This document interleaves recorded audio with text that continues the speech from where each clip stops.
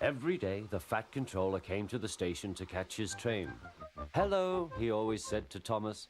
"Remember, don't be impatient, Thomas. You can never be as strong and fast as Gordon, but you can be a really useful engine. Don't let the silly trucks tease you." There were lots of trucks, and Thomas worked very hard pushing and pulling them into place. There was also a small coach and two strange things his driver called cranes. "That's the breakdown train," he told Thomas. "The cranes are for lifting heavy things like engines and coaches and trucks." One day, Thomas was in the yard.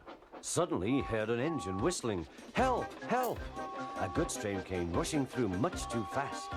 The engine was James, and he was frightened. His brake blocks were on fire. They're pushing me," he panted. On, laughed the trucks. Still whistling, "Help! Help!" Poor James disappeared. "I'd like to teach those trucks a lesson," said Thomas the Tank Engine. Soon came the alarm. "James is off the line! The breakdown train! Quickly!" Thomas was coupled on, and off they went.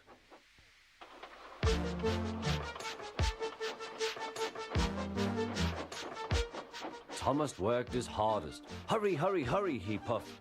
He wasn't pretending to be like Gordon. He really meant it. "Bother those trucks and their tricks. I hope poor James isn't hurt."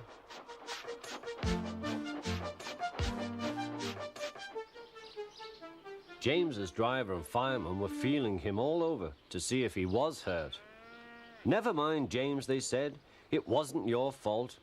It was those wooden brakes they gave you. We always said they were no good."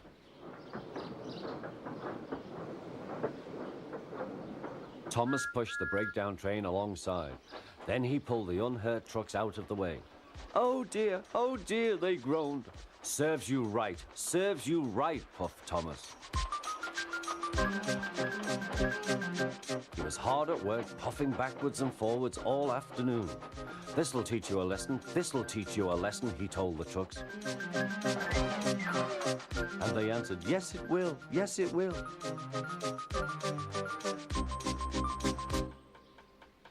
They left the broken trucks, then with two cranes they put James back on the rails.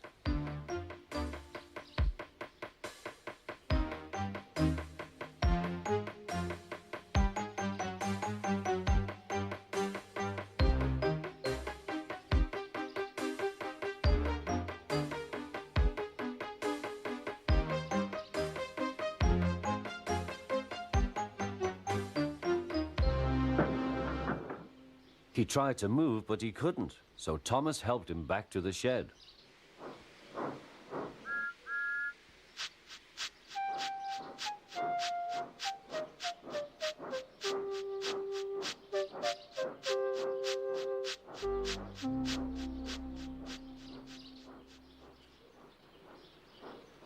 The Fat Controller was waiting anxiously for them.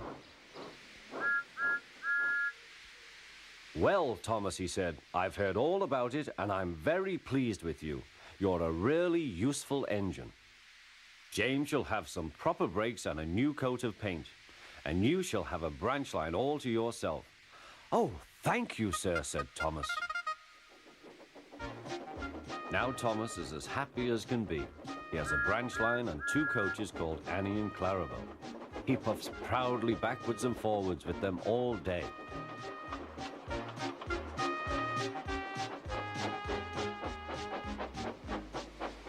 He is never lonely. Edward and Henry stop quite often and tell him the news. Gordon is always in a hurry, but never forgets to say poop poop, and Thomas always whistles peep peep in return.